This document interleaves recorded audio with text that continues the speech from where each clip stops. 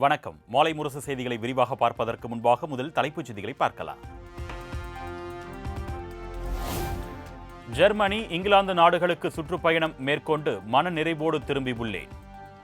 இந்த முறைதான் தமிழ்நாட்டிற்கு அதிக முதலீடுகள் ஈர்க்கப்பட்டுள்ளது என்றும் முதலமைச்சர் மு.க.ஸ்டாலின் பெருமிதம். அனைவருக்கும் வணக்கம். ஒரு வார காலமாக ஜெர்மனி, இங்கிலாந்து பயணத்தை நான் மேற்கொண்டேன். மன நிறைவோடு நான் திரும்பியிருக்கிறேன். இந்த பயணத்தை பொறுத்தவரையில் மாபெரும் வெற்றி பயணமாக அமைந்திருக்கிறது.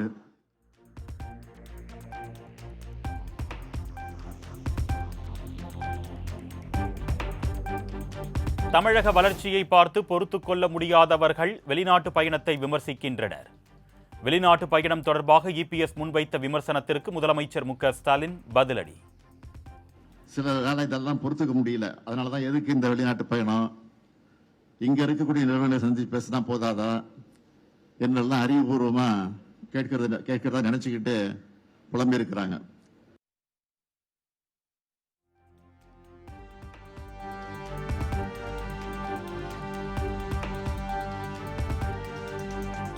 தூத்துக்குடியை தொடர்ந்து ஹோசூரில் முதலீட்டாளர் மாநாடு நடைபெறும் என்று முதலமைச்சர் மு.க.ஸ்டாலின் அறிவிப்பு. செப்டம்பர் 11ஆம் தேதி ஓசூரில் 1100 கோடி ரூபாய் மதிப்பீட்டில் தொழிற்சாலைக்கு அடிக்கல் நாட்ட உள்ளதாகவும் பேட்டி. அடுத்த 2 நாள்ல 11ஆம் தேதி ஒசூருக்கு போறேன். அங்கே ஒசூருக்கு சென்று 2000 கோடி ரூபாய் மதிப்பீட்டில் அமைக்கப்பட்டுள்ள டெல்டா எலக்ட்ரானிக்ஸ் தொழிற்சாலை ஆட்டோமேட்டட் லேன் அமைப்பையும் பணியாளர் தங்குமிடக்கூடிய இடத்தையும் திறந்து வச்சு 1100 கோடி ரூபாய் மதிப்பிலான புதிய தொழிற்சாலைகளுக்கு அடிக்கல் நாட்ட இருக்கிறேன். அதே மாதிரி ஏற்கனவே தூத்துக்குடியில் நடத்தின மாதிரி ஒசூர்லையும் முதலீட்டாளர் மாநாட்டை நடத்த போறோம்.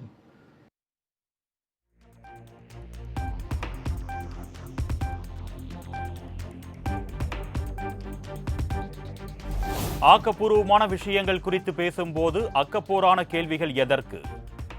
அதிமுகவில் இருந்து செங்கோட்டையன் விலக்கப்பட்டது குறித்த செய்தியாளரின் கேள்விக்கு முதலமைச்சர் மு.க.ஸ்டாலின் பதில். அதிமுக செங்கோட்டையன் அவருடைய பதவி பறிக்கப்பட்டிருக்கு, பத்தி உங்களுடைய கருத்து என்ன சார்? ஆக்கப்பூர்வமான கருத்துல பேசிட்டு இருக்கிறோம். இந்த அக்கப்பூர்வமான கேள்வி தான் கேட்கறீங்களா? விட்டுருங்க.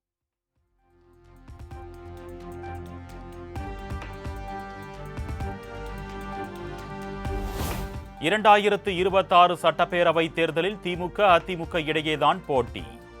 தவேக, திமுக இடையேதான் போட்டி என்று விஜய் தெரிவித்திருந்த நிலையில் எடப்பாடி பழனிசாமி திட்டவட்டம். இப்ப இருக்கக்கூடிய கட்சிகள் எங்களுக்கும் திமுகவிற்கும் தான் போட்டி அப்படின்ற தொடர்ந்து முன்னெடுத்துட்டு வராங்க. கள சூழ்நிலை அப்படி இருக்கா, இல்ல அந்த மாதிரி ஒரு பிம்பத்தை இவங்க கட்டமைக்கிறாங்களா? ஒவ்வொரு கட்சி தலைவருக்கும் ஆசை உண்டு. அது அவருடைய சொந்த விருப்பம். யதார்த்தமான உண்மை எந்தெந்த கட்சிக்கு தேர்தல் போட்டி என்பது நன்றாக தெரியும். தமிழ்நாட்டு மக்கள் மிகுந்த கூர்மையானவர்கள், சிந்திக்கக்கூடியவர்கள். தமிழகத்தில் 2 கட்சி தான் பெரிய கட்சி, 2 கட்சி தான் இப்பொழுது ஆண்டு 2 கட்சிக்கு இடையிலே தான் போட்டி இருக்கும். அது எந்த கட்சி என்பது நாட்டு மக்களுக்கு முழுமையாக தெரியும்.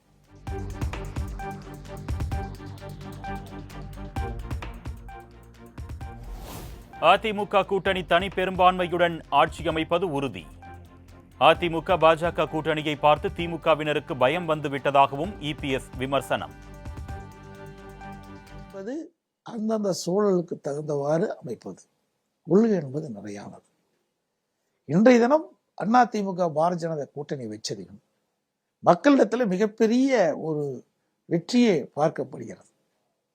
அதனால் அதை பொறுத்து கொள்ள முடியாமல் இன்றைய முதலமைச்சர் திரு ஸ்டாலின் அவர்களும் திராவிட முன்னேற்ற கழக தலைமையில் அமைக்கப்பட்ட கூட்டணி கட்சி தலைவர்களும் அவதூறு பிரச்சாரத்தை பரப்பி வருகிறார்கள்.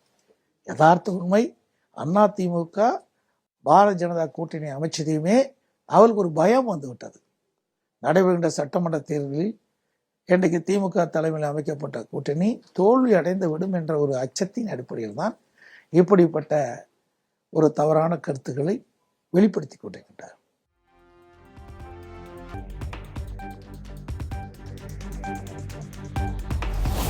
மன நிம்மதியை தேடி ஹரித்வார் கோயிலுக்கு செல்வதாக அதிமுக முன்னாள் அமைச்சர் செங்கோட்டையன் பேட்டி. டெல்லியில் பாஜக மூத்த தலைவர்களை சந்திக்க உள்ளதாக தகவல் வெளியான நிலையில் விளக்கம். ராமர் கோயிலுக்கு கொஞ்சம் மனசு இருக்கனால கோயிலுக்கு போயிட்டு வரலான்னு சொன்னாங்க. அதனால கோயிலுக்கு போயிட்டு இருக்கிறேன்.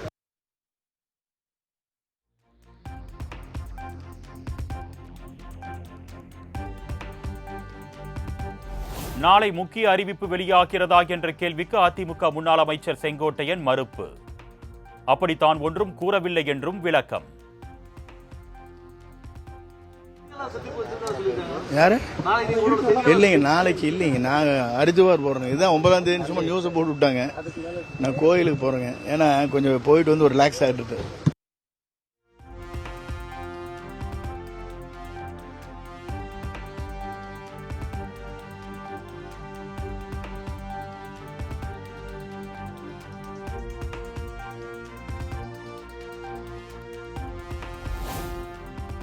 ஒன்றிணைய வேண்டும், கட்சி வளர வேண்டும் என்று முன்னாள் அமைச்சர் செங்கோட்டையன் மீண்டும் கருத்து. எடப்பாடி பழனிசாமி குறித்த கேள்விக்கு பதிலளிக்க மறுப்பு.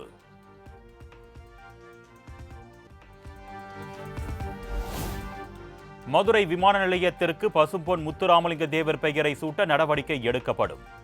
அவருக்கு பாரத ரத்னா விருது வழங்கவும் மத்திய அரசிடம் கோரிக்கை வைப்போம் என்றும் எடப்பாடி பழனிசாமி உறுதி. எனது இரு கண்கள் என வாழ்ந்து காட்டிய ஐயா பசும்பொன் முத்துராமலிங்க தேவர் திருமகனார் அவருடைய பெயரை மதுரை விமான நிலையத்திற்கு பெயர் வைக்க வேண்டும் என்று அனைத்து இந்திய அண்ணா திராவிட முன்னேற்ற கழகத்தின் சார்பாக மத்திய அரசை வலியுறுத்தி அந்த பெயர் வைப்பதற்கான முயற்சியை அதிமுக கட்சி செயல்படுத்த.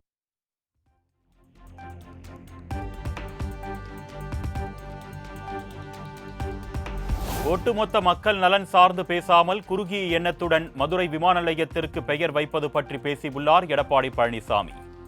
எடப்பாடி பழனிசாமியின் இந்த பேச்சு தேவையற்றது என்று புதிய தமிழகம் கட்சி தலைவர் கிருஷ்ணசாமி காட்டம்.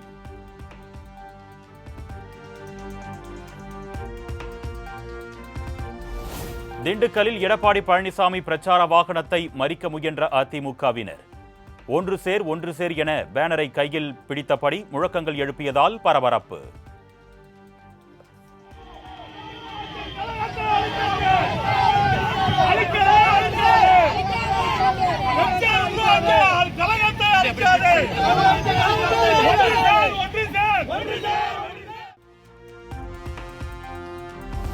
ஒன்றுபட்ட அதிமுக என்ற செங்கோட்டையனின் கூற்றே தவறானது. பாஜக மாநில துணைத் தலைவர் KP ராமலிங்கம் கருத்து. ஒருமுகப்படுத்துறது ஒன்றுபட்ட அதிமுக அப்படிங்கறதுல எனக்கு புரியல. ஒண்ணும் யார் ஒன்றுபடுறது, யாரெல்லாம் ஒன்றுபடுறது? செங்கோட்டையன் முத்துசாமி கூப்பிடாரா? ஒன்றுபடுறதுனா முத்துசாமி, ஈரோடு முத்துசாமி எம்ஜிஆர் ஆள் தான். அவர் அதிமுக தான். நம்ம ஊர்ல செல்வ கணபதி அதிமுக வந்ததுதான்.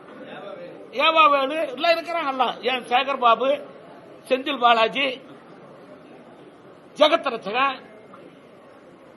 அப்ப இவங்களெல்லாம் ஒன்றுபடுத்தணுமா?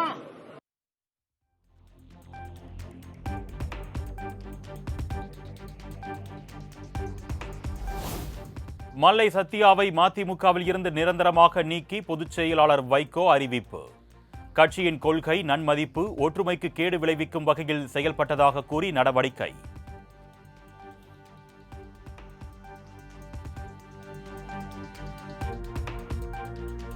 தாம்பரம் அருகே மணிமங்கலத்தில் டாஸ்மாக் பாரில் காவலர் ஒருவரை போதை ஆசாமிகள் சுற்றி வளைத்து தகாத வார்த்தைகளில் திட்டி அட்ராசிட்டி.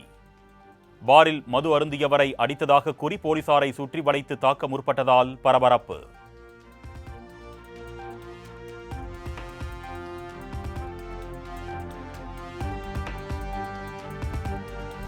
சிவகங்கை மாவட்டம் காரைக்குடியில் பூட்டியிருந்த வீட்டில் 40 சவரன் தங்க நகையை திருடி சென்ற மர்ம நபர்கள்.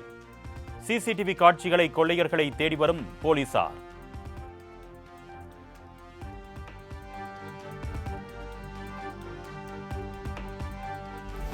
வேதாரண்யம் சுற்றுவட்டார பகுதிகளில் கொட்டி தீர்த்த கனமழையால் 9000 ஏக்கரில் உப்பு உற்பத்தி பாதிப்பு. ஆயிரக்கணக்கான தொழிலாளர்கள் வேலை இழப்பு.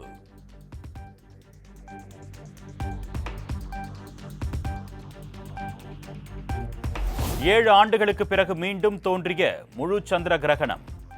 அடர் சிவப்பு நிறம் எனப்படும் பிளட் மூனை கண்டு ரசித்த பொதுமக்கள்.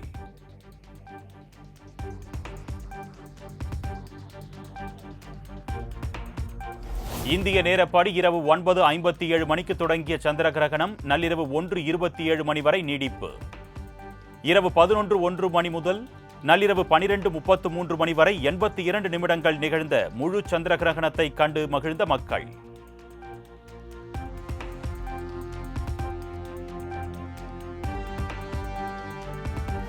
பாடப்புத்தகத்தில் பார்த்ததை நேரில் கண்டு ரசித்தது மிகவும் மகிழ்ச்சியாக இருந்தது. 7 ஆண்டுகளுக்கு பிறகு மீண்டும் தோன்றிய முழு சந்திர கிரகணத்தை ரசித்த பொதுமக்கள் நெகிழ்ச்சி பேட்டி.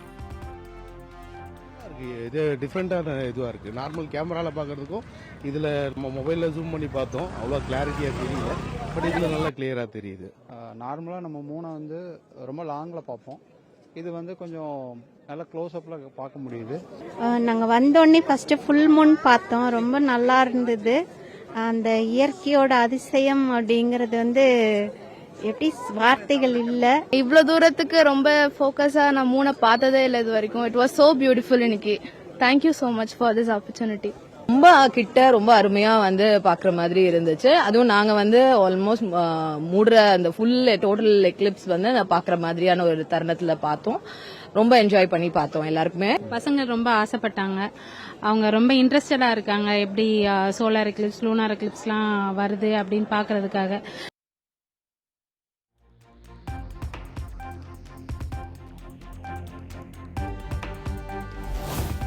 கள்ளக்குறிச்சி மாவட்டம் சின்னசேலத்தில் வீட்டிற்கே சென்று கருவில் இருப்பது ஆணா பெண்ணா என கண்டறிந்து கூறிய விவகாரம். குண்டர் சட்டத்தில் போலி மருத்துவர்கள் 2 பேர் கைது செய்யப்பட்ட நிலையில் மேலும் ஒரு பெண்ணை கைது செய்தது காவல்துறை.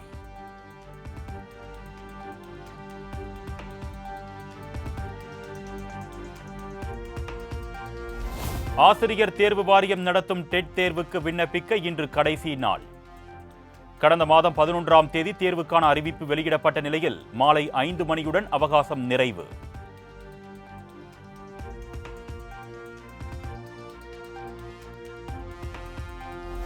புதுச்சேரி கடற்கரை சாலையில் நடைபெற்ற ஃபேஷன் ஷோ நிகழ்ச்சி. 50க்கும் மேற்பட்ட மாடல் அழகிகளின் ஒய்யார நடையை கண்டு ரசித்த சுற்றுலா பயணிகள்.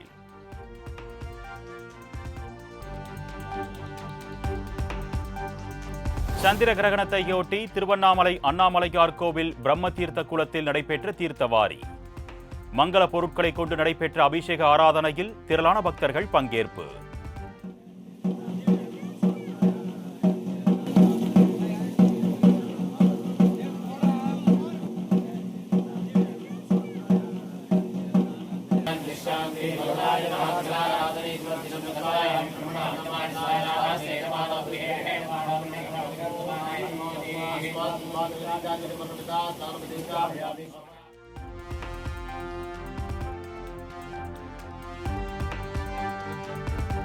தேனி, திண்டுக்கல், மதுரை, சிவகங்கை ஆகிய 4 மாவட்டங்களில் இன்று கனமழைக்கு வாய்ப்பு. திருவண்ணாமலை, கள்ளக்குறிச்சி உள்ளிட்ட 6 மாவட்டங்களில் நாளை கனமழை பெய்யக்கூடும் என்றும் வானிலை ஆய்வு மையம் கணிப்பு.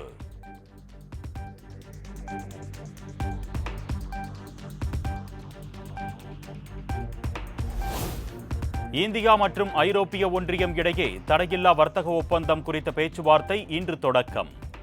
அதிபர் டிரம்பின் அடுத்தடுத்த வரி விதிப்பு அறிவிப்புகளுக்கு இடையே பேச்சுவார்த்தையை தீவிரப்படுத்தியது இந்தியா.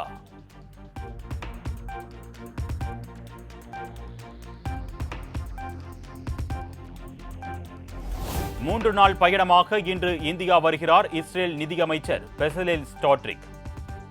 இரு நாடுகள் இடையே தடையற்ற வர்த்தக ஒப்பந்தம், முதலீடு உள்ளிட்ட முக்கிய ஒப்பந்தங்கள் கையெழுத்தாக உள்ளதாக தகவல்.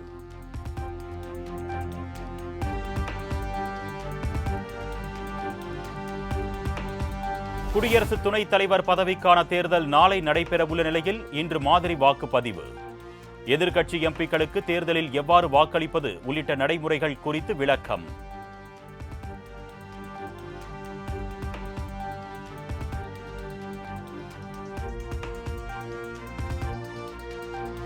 குடியரசு துணைத் தலைவர் தேர்தல் தொடர்பாக டெல்லியில் நடைபெற்ற பாஜக நாடாளுமன்ற உறுப்பினர்களுக்கான பயிற்சி பட்டறை கூட்டம். சாதாரண தொண்டர் போல் பிரதமர் மோடி கடைசி இருக்கையில் அமர்ந்திருந்த புகைப்படம் வைரல்.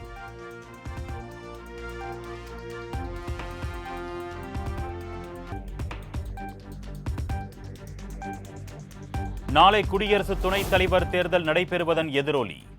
பாஜக மற்றும் கூட்டணி கட்சி எம்பிக்களுக்கு நாடாளுமன்ற மைய மண்டபத்தில் இன்று இரவு விருந்து அளிக்கிறார் பிரதமர் மோடி.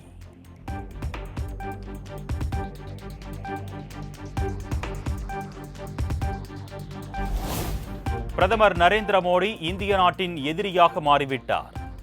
அகில இந்திய காங்கிரஸ் கட்சி தலைவர் மல்லிகார்ஜுன கார்கே விமர்சனம்.